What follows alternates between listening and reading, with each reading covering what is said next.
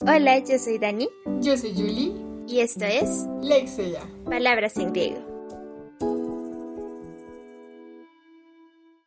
Del fondo a la forma de cómo amarrar una cuerda. En el episodio del día de hoy vamos a leer nuestras distintas creaciones con el interruptor de cómo amarrar una cuerda.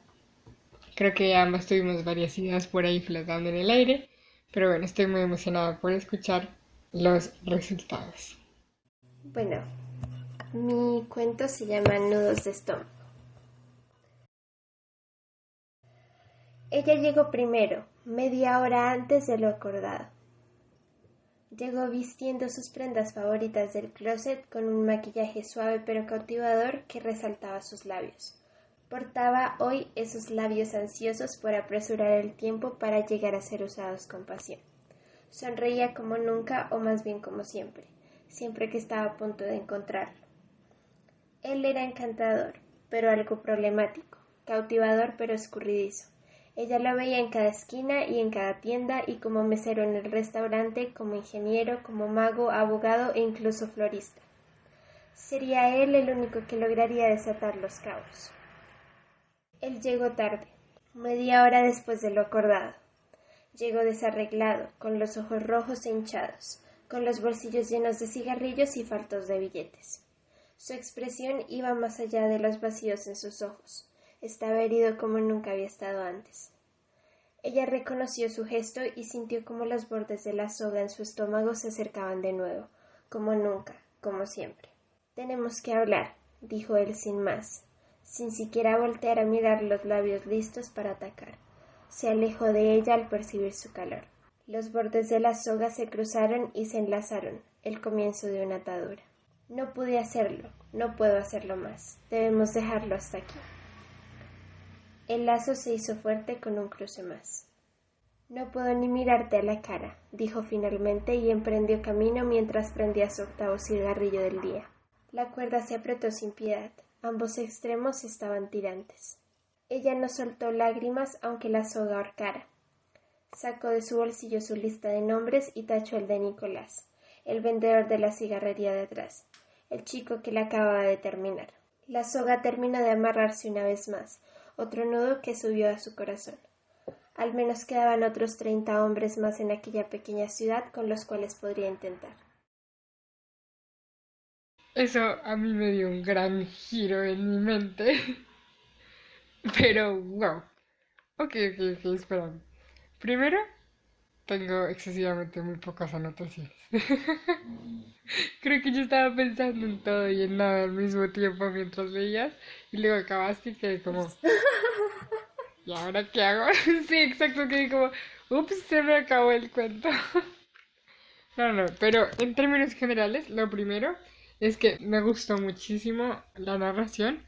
No sé, siento que te lleva mucho. O sea, te lleva demasiado. Yo estaba escribiendo y es súper suave. No sé cómo describirlo, pero te lleva súper amenamente, así que eso me gustó mucho. Segundo, el título me parece increíble y traté de irme muy por él, como que traté de que él fuera el que me guiara y sin embargo no lo logré hasta que llegó el final. Pero bueno, traté. Lo tercero, eso sí me gustó mucho, como las palabras que estabas utilizando, estaba anotando varias. Entonces, no sé, ¿cómo describías a Nicolás? ¿Cómo describías a chica? ¿Y cómo describías a Nicolás es la chica? ¿Sí? O sea, ¿cómo describías también a cada uno por separado y cómo escribías la relación entre ellos dos? Lo tercero son las palabras con las que estabas describiendo a cada personaje por separado y a la relación de los personajes. Entonces habían unas para Nicolás, otras para la chica, pero también habían unas palabras para Nicolás es la chica, como cuando ellos dos, sí, como la relación entre ellos dos, la unión entre ellos dos.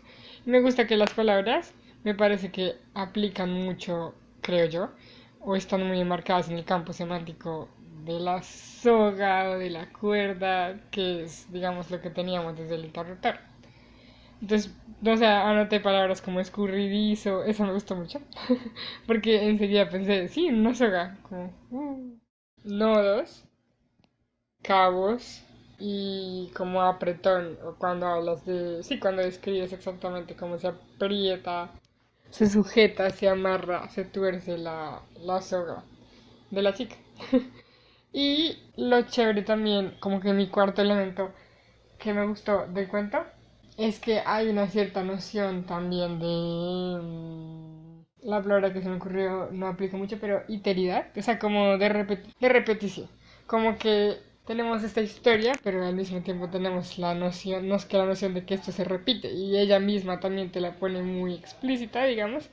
Como bueno, igual quedan 30 más chicos. Quedan 30 otros chicos con los cuales se puede probar si son capaces, no sé, según lo que yo entiendo, de desenredar este nudo. Y no de, por el contrario, apretarlo más. Entonces, como que da noción de que esto no es algo que... Es algo que se va a volver a repetir.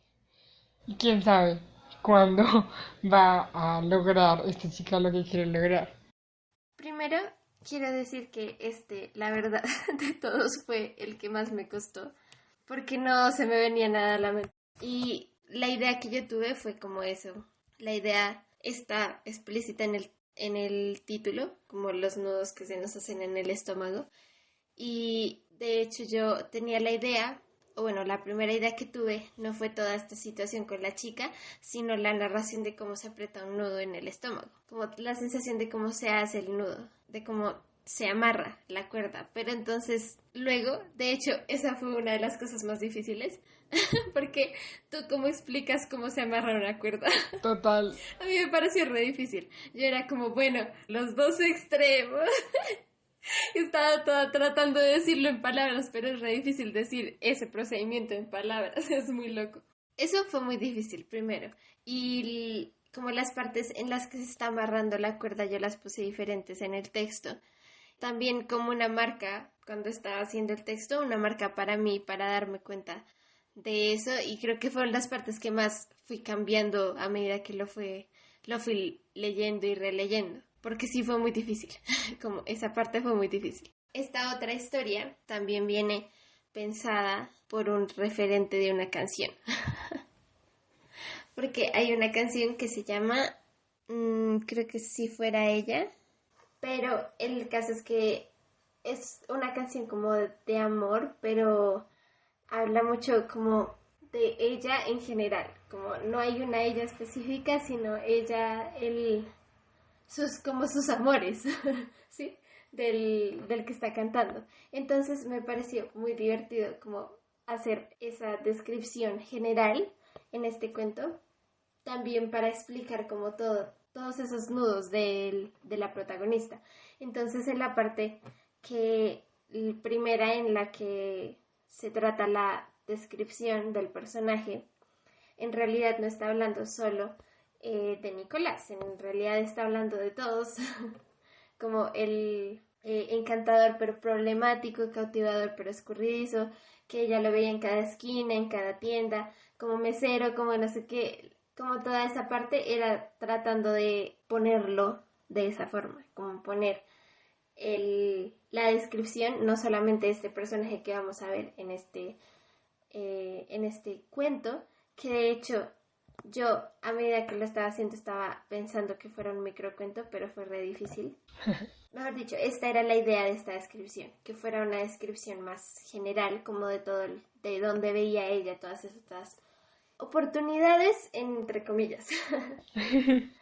Y el final, cuando ya habla de la lista y cuando ya habla que quedan no sé cuántos, entonces es también algo que alimenta una interrogación que yo traté de dejar como a medida que pasaba el diálogo con el chico, porque él dice, no pude hacerlo. Yo cuando escribí eso, yo tenía algo en mente de lo que no había podido hacer, pero quise dejarlo así. Como no quise explicar qué era lo que no había podido hacer, porque en sí, pues él no sabe que ella quiere que desate todos esos nudos y como que el lector nunca sabe qué es lo que él quiere, qué es lo que ella quiere que haga. Y al final, el hecho de que haya intentado tanto si no lo hayan logrado, como el hecho de la expresión del personaje de Nicolás, como que quería dejar esa interrogante de qué es lo que ella les está pidiendo que no pueden. Es como... Pero igual, Y perdón, uno se hace la conjetura, ¿no? Pues no, o sea, yo no sé qué será entonces, pero yo lo que, bueno, y creo que lo dije ahorita, no sé, que asumo que es desamarrar todas esas sogas. O sea, porque, bueno, no sé, yo lo pongo así. Cuando o sea, esta chica, cuando estuvo con él, digamos el primero, por decir así, eh, se fue. Como que al inicio ella tenía esta soga y una vez hubo como una, comillas, decepción, se tensa.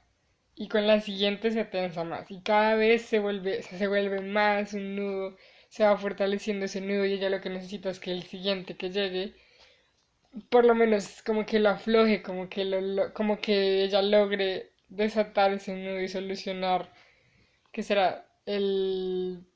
Sí, como ese problema que tiene ella, casi que dentro de ella, como que no lo ha logrado dejar y lo que entiendo yo es como que busca a este otro que le ayude y cada uno de ellos no puede, entonces sigue intentando con el siguiente. Puede que eso no sea, pero eso es lo que esa fue la película que yo me hice en la mente. sí, es algo así. Yo me lo imaginé cuando lo hice un poco distinto, como que se hacían cada vez estos nudos y aquí está diciendo cómo se hace uno más, se suma uno más a todos estos que ya tiene dentro y también es como cierta también reflexión de una forma específica como de búsqueda de ella. Es como, en serio, ella probablemente al comienzo no pensaba buscar a todos estos chicos, sino ya vemos que ella ya tiene experiencia en esto, como que ella ya se rindió a que las cosas pasaran normalmente, tiene una lista de personas, como ella en serio ya no está buscando cualquier persona, sino simplemente una persona que le ayude a desamarrar los nudos. Como no es una persona, no eres tú como la única persona posible, sino el que pueda, es como que el que pueda, Ujú. algo así. Ah, ok. Mejor dicho, yo creo que como esa visión y lo que quise hacer, más que todo, lo que a mí me llamó la atención para hacer cuando hablábamos del interruptor de cómo amarrar una cuerda, fue algo así, una reflexión frente a eso y una reflexión frente a esos nudos que tienen mucho que ver, como sí con estas historias de amor, pero también con muchas otras búsquedas, creo yo. Como cuando en realidad buscamos, ya no buscamos algo que nos haga felices simplemente, sino buscamos algo que logre algo en específico. Es como, no me importa quién sea, no me importa qué sea, pero, por ejemplo, mientras me llene, mientras que es de hecho un problema. Claro, obviamente, Sí. sí. Entonces, pues eso fue lo que yo quería poner en estos personajes y también irme por el lado, como ya contaba, de contar cómo se amarra una cuerda, que fue en términos de lenguaje, ya dijimos que algo muy complicado. Y para finalizar también en cuanto a la forma, eso que decías, como de algo que se repite y se repite, también fue algo que intenté hacer aquí, pero más que todo por la brevedad. Siento que este es uno de los cuentos que tú te vas dando el problema, pero no es como tú te vas dando cuenta del problema, pero el problema no nace ahí. Como no hay un inicio del problema, un desarrollo del problema y un final del problema en el cuento, sino que el problema ya está ahí. Los personajes ya están ahí y lo que te está mostrando es como exponiéndote el problema.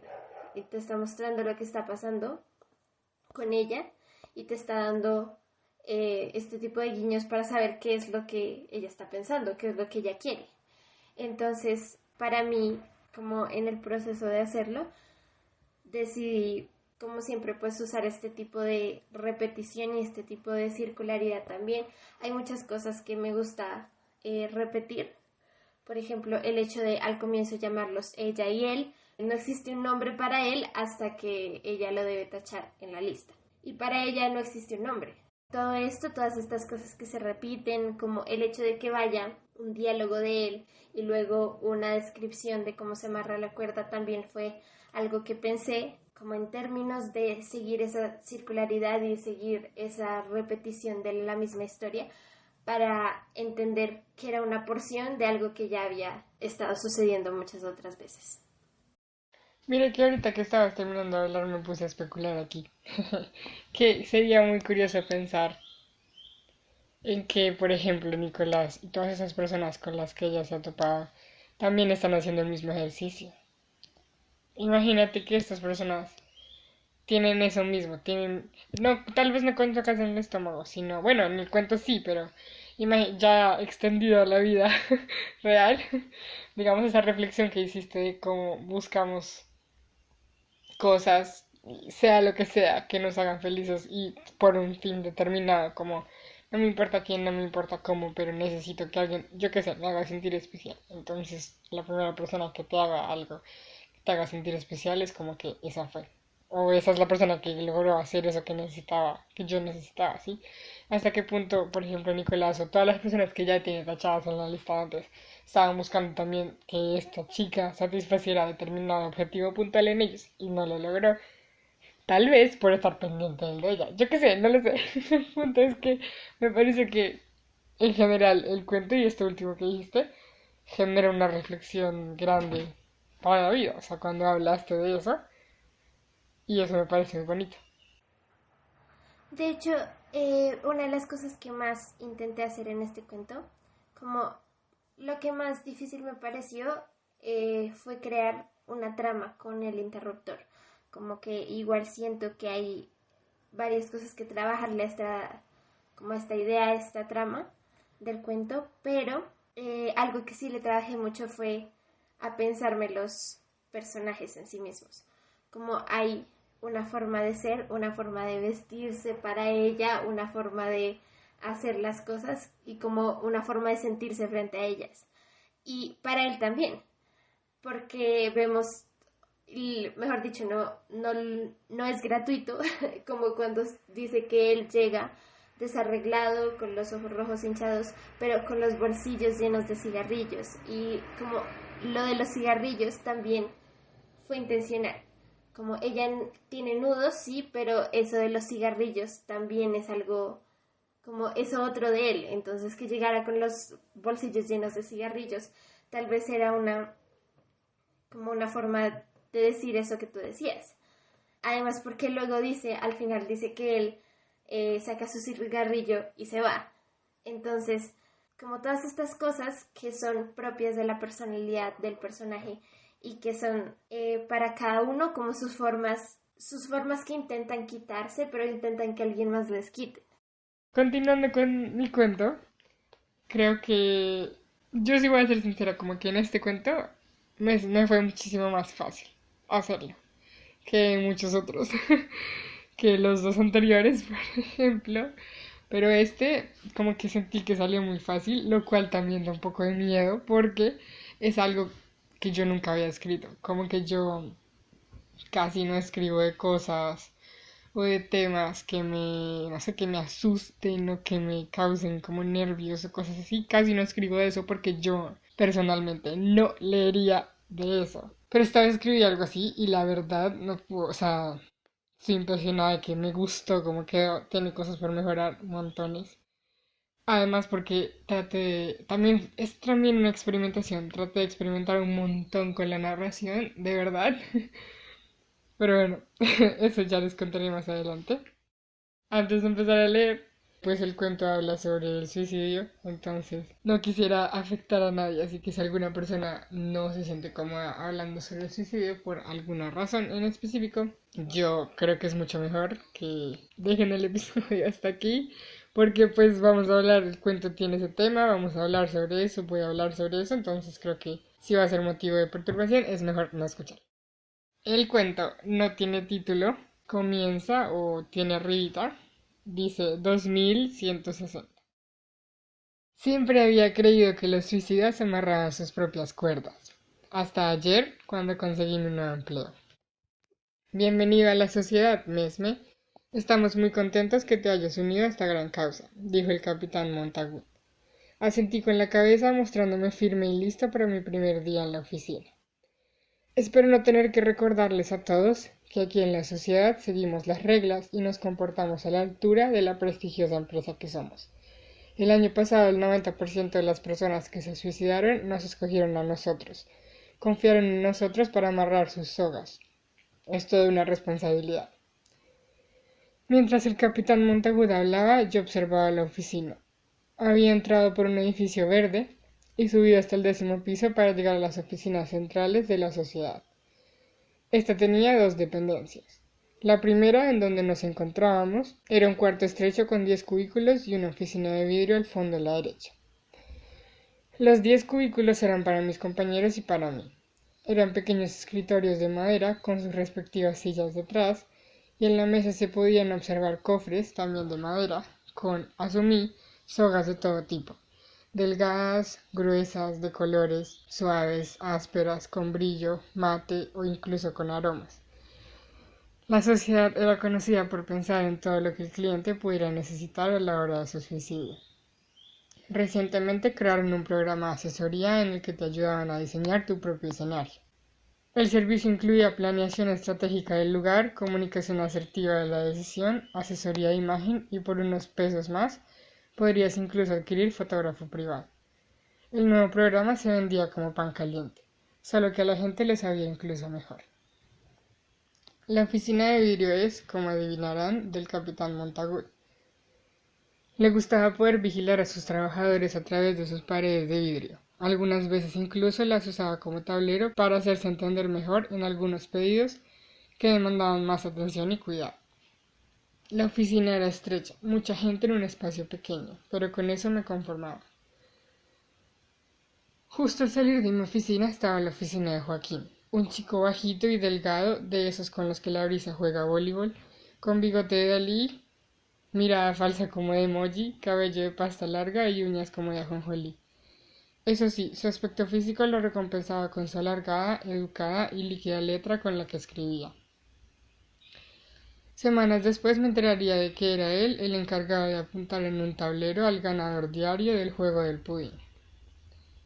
Quien creyera que por ser una compañía de apoyo a suicidas no sabían divertirse mis compañeros, mejor que le caiga un coco.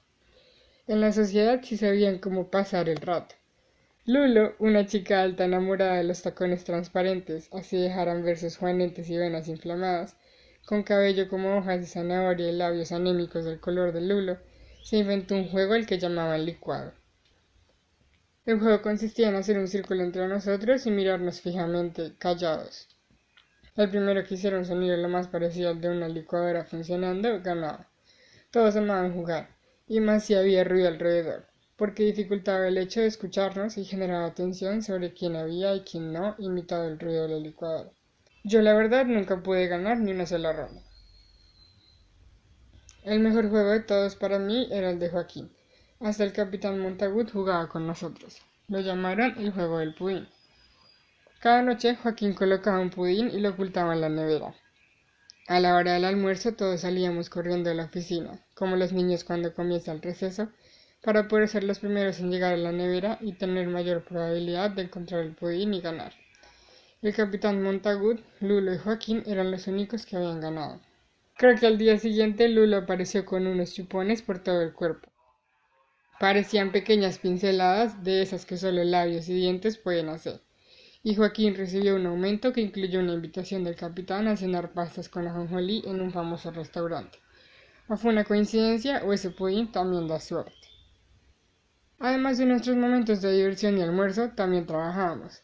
Un día de trabajo consistía en sacar de los cajones que teníamos en nuestras oficinas 100 cajas de hilos, agruparlas por grupos de a 2.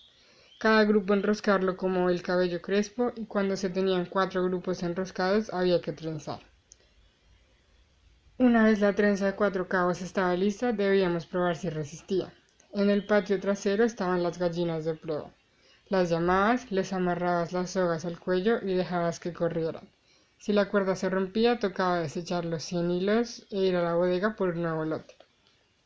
Si no, podías proseguir con el siguiente paso. Seguía entonces decorar las sogas.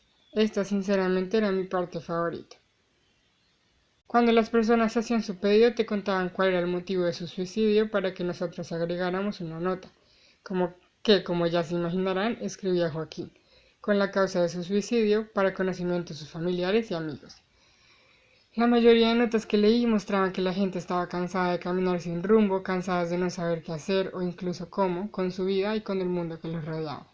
Una vez la soga estaba lista, resistía y lucía decente, mis compañeros y yo la empacábamos y la enviábamos a las casas de nuestros clientes.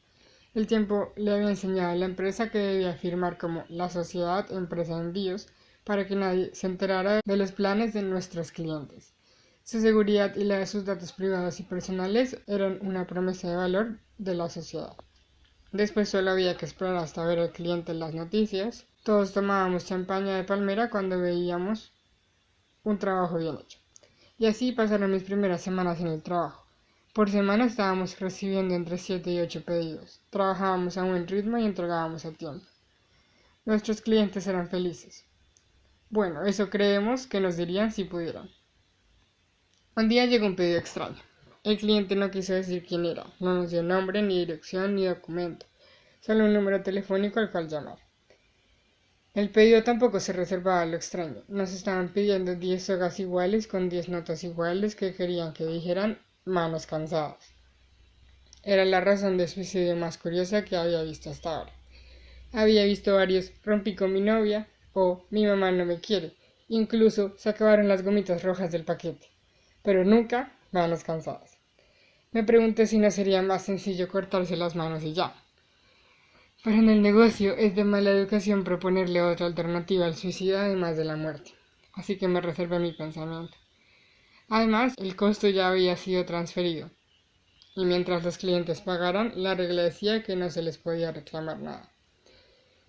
Nos pusimos manos a la obra. El cliente fantasma nos dijo que cuando acabáramos con el pedido, él nos diría la dirección de envío. Así que mientras enrollaba hilos, veía correr las gallinas y decoraba sogas, no pude dejar de sentir una gran curiosidad por este pedido tan extraño. Mientras Joaquín escribía las notas, también hablábamos y compartíamos nuestras dudas y conjeturas sobre las 10 misteriosas sogas. Debo admitir que ese día la letra de Joaquín no me pareció particularmente bonita como acostumbraba a ser. Sin embargo, no quise decirle nada, por temor a que continuara escribiendo sobre mi rostro o me hiciera cosquillas con su bigote. Llegó el día en el que terminamos el pedido, lo empacamos y lo guardamos en la mesa de despacho de la bodega. Llamamos al cliente misterioso y no nos contestó. Tratamos por 3 días enteros y no logramos obtener respuesta. Todos teníamos la esperanza de que contestara, así que dejamos la caja con las 10 sogas en la mesa todo el tiempo. El cuarto día después de terminado el pedido, llegué a la oficina un poco más temprano que los demás. Llegué y todas estaban vacías. Me senté en mi mesa a revisar los pedidos de hoy, escuché unas canciones, revisé algunas facturas por pagar de la casa. Estaba tan concentrado en el computador que pasaron las horas y cuando volví a subir la vista me di cuenta que todos mis compañeros ya habían abandonado sus puestos para ir a almorzar. Rayos, pensé. Era imposible que tuviera oportunidad de ganar el juego del pudín. Sin embargo, tenía que intentarlo. Así que me paré en mi escritorio, más rápido de lo que tarda alguien en enamorarse. Corrí a la puerta del comedor, la empujé con mis brazos de esperanza. Vi a mis compañeros y el capitán Montagut de reojo mientras casi me tropiezo con una butaca en el camino hacia una posible victoria del pudín. Abrí la puerta del refrigerador. Mis ojos brillaron al ver el vivo color del pudín. La tomé. Estaba frío, muy frío, como si llevara semanas de no haber sido encontrado. Volteé la mirada a restregarle a mis compañeros mi victoria, pero no estaba preparado. El brillo de mis ojos se rompió al ver el muerto color de sus rostros. Estaban fríos, más fríos que si llevaran semanas de haber estado en un refrigerador. Las 10 sogas que habíamos terminado hace 3 días colgaron del techo. 10 sogas, 9 compañeros y un capitán. 10 notas en las que se leía, con la esta vez no tan hermosa letra de Joaquín, manos cansadas. Pausa. Porque no la pueden ver, me toca hacerla.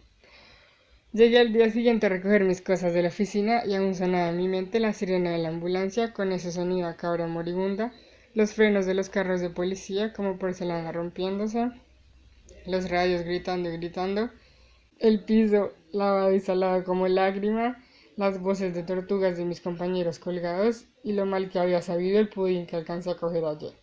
Una mezcla de carbón, sudor, pepinillos y muerte que ni el enjuague bucal ni las 10 cepilladas pueden quitar. Salí de mi oficina con mis cosas en los brazos y me topé justo enfrente de mí, como si alguien me lo hubiese preparado, como si alguien se quisiese vengar, como si de alguna manera tuviera huellas delante mío que complotaron para que lo viera, el tablero en el que Joaquín anotaba al ganador del pudín un mensaje que decía: todos ganamos menos Mesme. Quiero manifestar que durante todo el cuento estuve pensando en los nombres, los nombres de los personajes y no sé, solamente me dio mucha hambre durante todo el cuento. Más o menos cuando estabas diciendo lo de las 10 notas, yo estaba como que ya comencé a pensar en lo que podría pasar. Pero, aún así, quiero decir que ese juego con los nombres o el como con todas las cosas de comida, siento que eso es lo que al lector, no sé, hay un juego ahí interesante de sinestesia extraño. Siento que contrarresta con lo que está pasando de una forma toda extraña. No sé bien cómo explicarla, pero como que el final de la historia, mejor dicho, no te sientes tan como impactado por lo que hicieron o por lo que está pasando, te sientes como todavía todo las gomitas, como que te quedas pensando en ese tipo de cosas que lo hicieron todo. Entonces siento que hay un juego ahí muy interesante de las, no sé bien cómo llamarlo, como hay un juego con esas palabras que es muy chistoso y muy interesante. Como en términos generales de todos los elementos que me gustaría nombrar, siento que es también un cuento, a pesar de que es larguito y no es como los que hablábamos en capítulos anteriores sobre microcuentos y todo esto, aunque es largo, siento que es un cuento que hay que volver a leer, porque hay muchas cosas que yo como que, hay muchos detalles que yo como que veía pasar, pero como que uno necesitaría leerlo de nuevo también para entender todos estos detalles.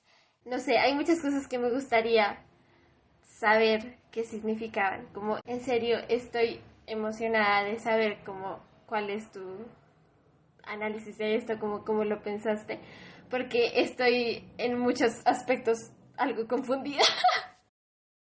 Una de las cosas, además de los nombres, que también me gustó mucho, fue como todas las acciones que eres capaz de sacar como de cosas tan cotidianas para nosotros. Por ejemplo, yo me quedé pensando como 1200 años en lo de la licuadora, lo del sonido de la licuadora.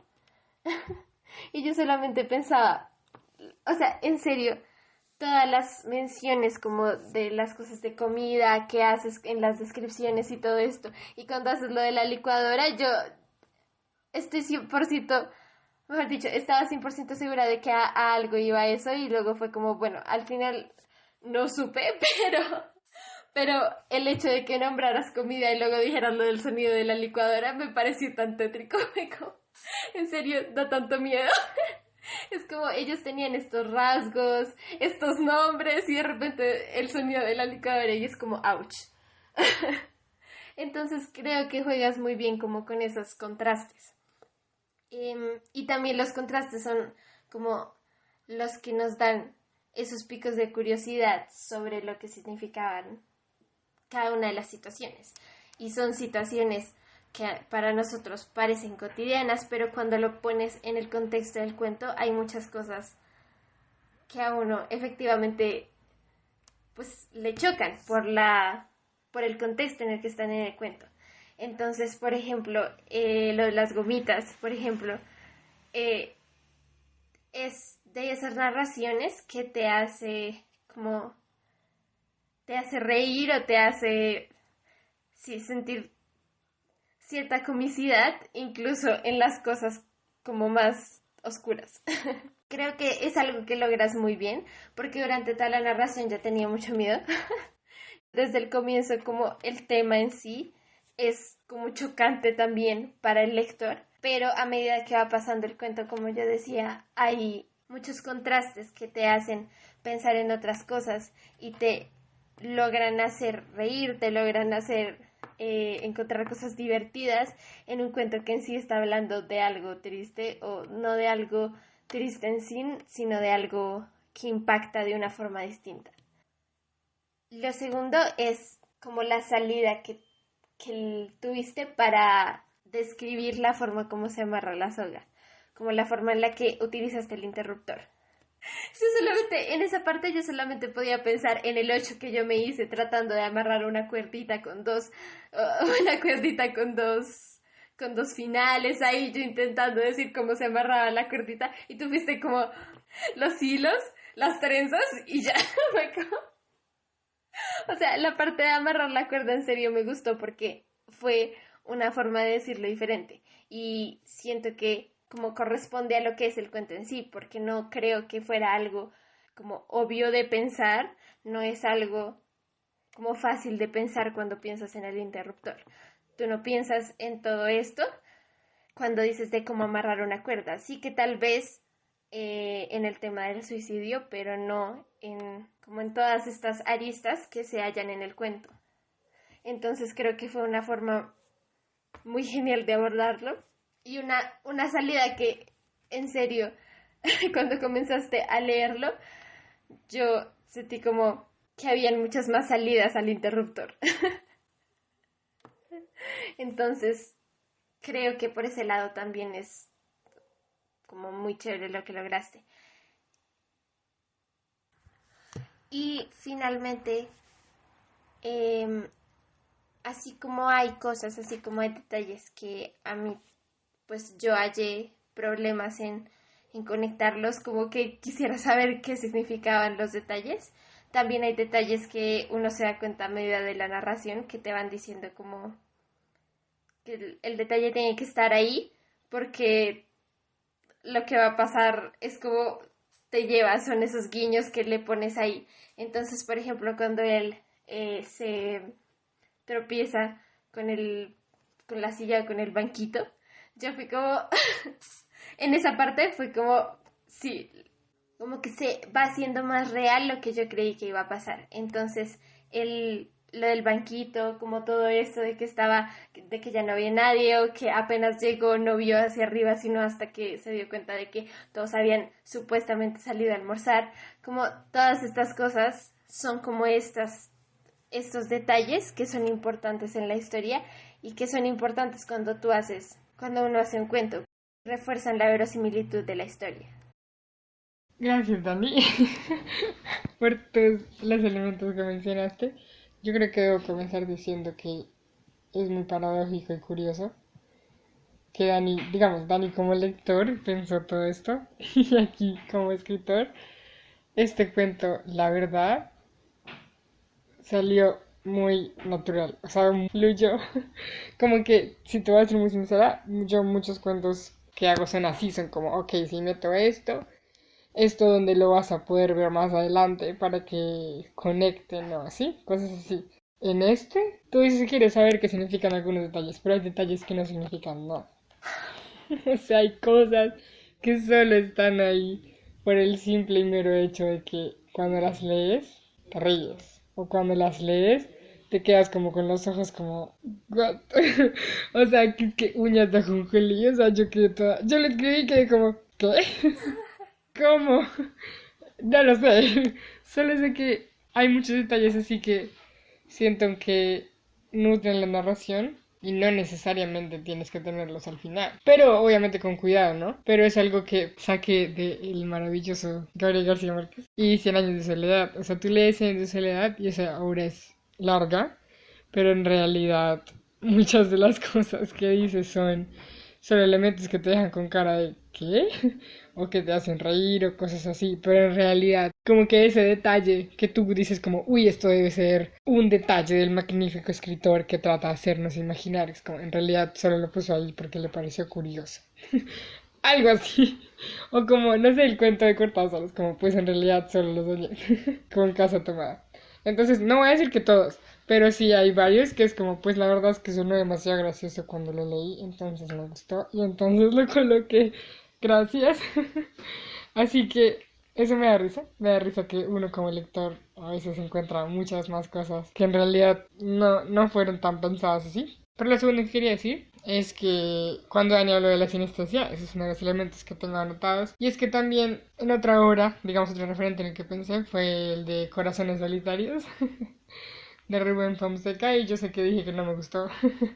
Porque este libro, este cuento, como dijimos, como que te mantiene 90% del cuento riente, solamente para que te quedes en el cuento y al final contarte un secreto de un personaje. Pero algo así es también lo que sucede acá. Es como un 90% del cuento en que te cuento cosas para que te rías, para que retrocedas, para que quieras saber más, pero al final es en realidad para contarte un secreto.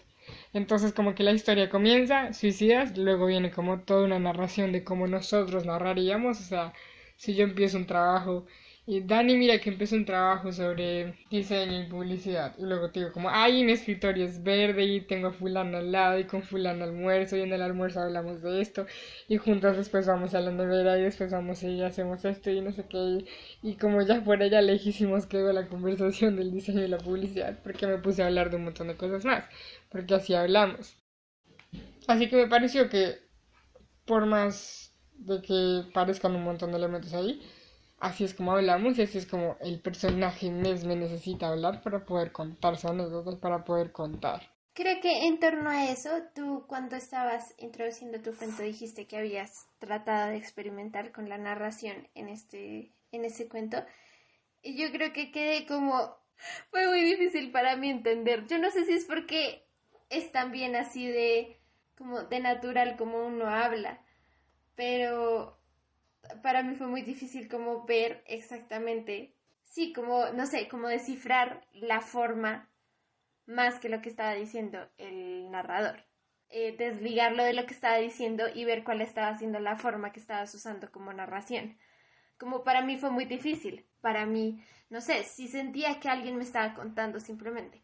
Entonces, sí fue difícil para mí como descifrar qué era lo que tenía o el estilo o la forma que estabas utilizando de narración. Tenemos una situación que ojalá no fuese tan repetitiva, pero tenemos una situación que pasa en la sociedad actual, que pasa en el cuento, digamos. Y esa situación que pasa la vamos a poner con una situación cotidiana que pasa todos los días, que nadie se sienta a preguntar por qué pasa o reflexionar sobre la comida. Y cuando las unes, como que, como dice Andy, te tranquiliza, te baja los niveles para que cuando llegue lo último, no, o sea, no es un thriller que al final quedas como, oh por Dios, sino que todo el tiempo estuviste tan relajado leyendo que al final es como no puedo creer que haya pasado esto, o como wow, si fueron ellos, pero no te vas a morir por el final de la historia. Otra de las cositas pequeñas es que también, el objetivo con la narración era hacer una descripción también entre mágica y cotidiana, pero que también te dejara con los ojos abiertos, como dije, uñas de ajonjolí, como cosas que pareciesen X, pero que cuando las piensas es como, ok, espérate. Es como que si la dejas pasar, tal vez no te pasa nada, pero cuando la piensas, es como, aquí hay algo raro, como que cómo podría funcionar eso, cómo sería eso en la vida real. Creo que hay una parte muy interesante que no se me había ocurrido y que es como este tema llevado a una narración totalmente realista sería mucho más chocante obviamente para un lector. Como la acción en sí siento que es muy condensada, como lo que está pasando es muy pequeño, pero lo que se está narrando es lo que abarca la mayoría del cuento. Como la descripción del lugar, la descripción de las acciones es lo que abarca la mayoría del cuento, pero la trama o el nudo, la acción principal es en realidad muy pequeña, pero aún así tiene esa característica de que si fuera narrada de una forma realista, creo que sería obviamente mucho más chocante para un lector. Entonces creo que el hecho de que hayas como hecho este contraste entre esas cosas que tú decías que uno lee y son como pensar aquí hay algo raro, también le hacen a uno como desligar hasta cierto punto un poco la narración de una realidad, como no es algo que en serio haya pasado porque me dolería demasiado. Es como ese tipo de cosas, siento yo. Que aún así, yo no sé, pero yo siento que no le quita verosimilitud. Todas estas cosas le dicen también al lector como le ayudan a desligar esto de su realidad tangible para que no sea el golpe tan duro, como para que esto que está pasando no te sí, no lo sientas tan propio, no lo sientas tan impactante, por decirlo así, sino que recuerdes que esto es parte de esta narración de este personaje y que todo esto está pasando en un contexto del cuento.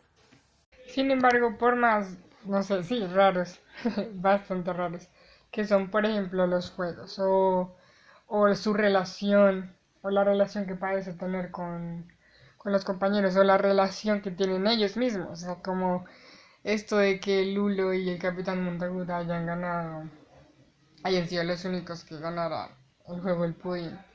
Y después hayan tenido, haya mismo visto ciertas actitudes, ciertas cosas, como que uno dice como, ay, estos señores compraron el hecho de ganar el juego, así como que no lo ganaron. Estas personas, tanto el capitán como estas 9 personas, llevan tiempo trabajando en esto. Y con cada soga que tú haces, es un muerto más. O sea, cada soga que tú haces es un muerto más. Imagínate que tu trabajo bien hecho sea ver a tu cliente en las noticias suicidado. Sí, o sea, eso no es un trabajo es un trabajo que carga emocionalmente. Y esa carga emocional yo creo que nadie la sobrevive sin juegos tan tontos como estos.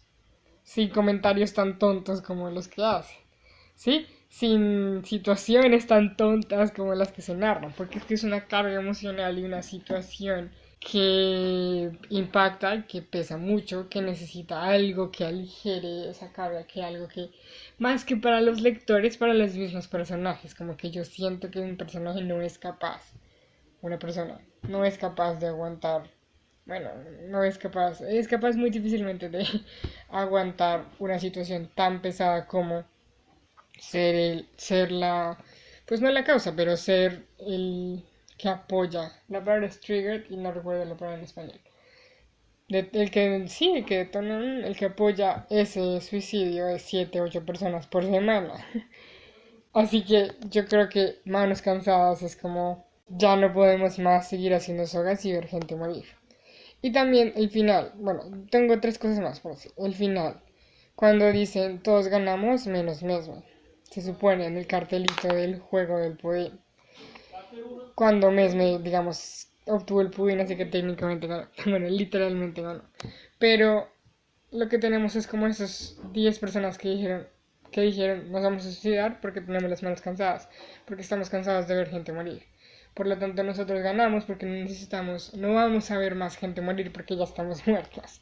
En cambio, tú tienes que vivir el resto de tu vida pensando que mataste un montón de gente, que ayudaste a un montón de gente a que se matara y que estás viviendo en una sociedad en la cual todo el mundo se mata entre sí y todos nos ayudamos el uno al otro para acabar con nuestras vidas. Y ese es el motivo de su pérdida. Las 2 cosas últimas que quería decir son, primero, que otro referente y creo que fue el primer referente, Fahrenheit 451, como este modelo de distopía en el cual ciertas personas hacen cosas que parecen opuestas. Entonces, en Fahrenheit 451, que los bomberos incendien libros, y aquí que haya una empresa que sea la que haga las sogas de los suicidas. ¿Hasta qué punto el verdadero protagonista de un suicidio, bueno, de uno de los tipos de suicidio, es la persona? Como hasta qué punto la cuerda no puede tener un protagonismo, no puede ser un personaje. Y cuando el interruptor nos decía de cómo amarrar una cuerda, la verdad es que no sé por qué, lo primero que pensé fue en eso, en la dinámica del suicidio. Yo cuando dijiste la primera frase, creo que una de las cosas que más me gustó fue esa primera frase. Esa primera oración me gusta muchísimo, cómo comienza el cuento, pero creo que lo que yo pensé era algo muy diferente a lo que ibas a mostrar ahí, porque yo creí, o bueno, siento que esta soga en sí es mejor dicho, carga una metáfora muy grande. En realidad, sí, físicamente ellos podrían hacerlo, físicamente ellos puede que lo hagan solos, físicamente ellos lo hacen solos, pero hasta qué punto pues esa cuerda en realidad no es, La cuerda física. como tú decías, el protagonista en sí no es, no es la cuerda física, como no es eso, sino es las razones, como quién amarra esa cuerda, que sí existirán, como amarres existirán razones, por decirlo así, que sean como muy íntimas, muy propias de una persona, muy en el interior de ella, pero hasta qué punto hay una responsabilidad social, hay una responsabilidad de todo lo que está afuera, hay una responsabilidad como del contexto. Entonces creo que esa primera frase yo la tomé por ese lado, como por existir él solito no solamente ya desea hacerlo, sino hay un contexto, hay una sociedad, hay unos valores o no hay unos valores, hay una situación, hay un problema o no hay un problema, hay un montón de cosas en el exterior que amarran también esa cuerda. Entonces creo que yo esa primera frase la tomé por ese lado. Y otra cosa que quería decir era que, no sé, pero cuando estabas hablando de lo de los personajes, a mí creo que durante todo el cuento yo, por alguna extraña razón de la vida, olvidé que eran personas. No sé si fue también por el juego con los nombres o yo no sé, pero yo sentía que no me estabas hablando de personas. Entonces por eso también ese juego de los contrastes fue para mí más para el lector que para los personajes en sí mismos, porque por alguna razón yo no los sentía como personas. Como yo no sentía a los personajes como humanos, por alguna extraña razón. Pero, no sé, hay varios elementos ahí extraños y curiosos que todavía no me explico. Pero creo que, como decía antes, es un cuento que también siento que uno debe leer varias veces. Como eso que hablábamos al final de la cuerda, esas cosas que parecen absurdas, yo siento que sí tienen, como que sí tienen un sentido. Porque así de loca como parece esa sociedad, también de loca podría parecerle la nuestra. Entonces hay muchas cosas aquí que pueden sonar random en nuestra sociedad, en nuestro mundo, como hay muchas cosas que podrían parecernos simplemente solo curiosas o solo por diversión o solo rellenando alguna parte de las vidas de las personas o algo así, pero que en realidad tienen un sentido, y creo que eso también lo muestra mucho el cuento, como todas estas cosas que nos parecen extrañas, hasta qué punto nuestra sociedad también está llena de ellas, como tantas cosas que nos hacen o gracias a las cuales podemos sobrevivir a otras situaciones más complejas.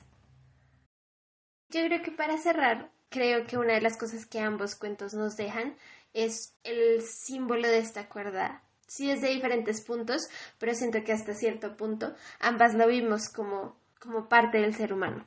Como en serio hay cuerdas a nuestro alrededor que se atan, hay nudos a nuestro alrededor, tanto en nuestro interior como en nuestro contexto, en nuestra sociedad. Como hay cosas que están pasando dentro y fuera de nosotros. Y creo que es una reflexión que quedó de este interruptor de cómo amarrar una cuerda. Gracias por acompañarnos. Y no olviden seguirnos en nuestras redes sociales. Instagram, Facebook y Twitter. Como Lexia Palabras. No olviden seguir leyendo. Y nos vemos en la próxima historia.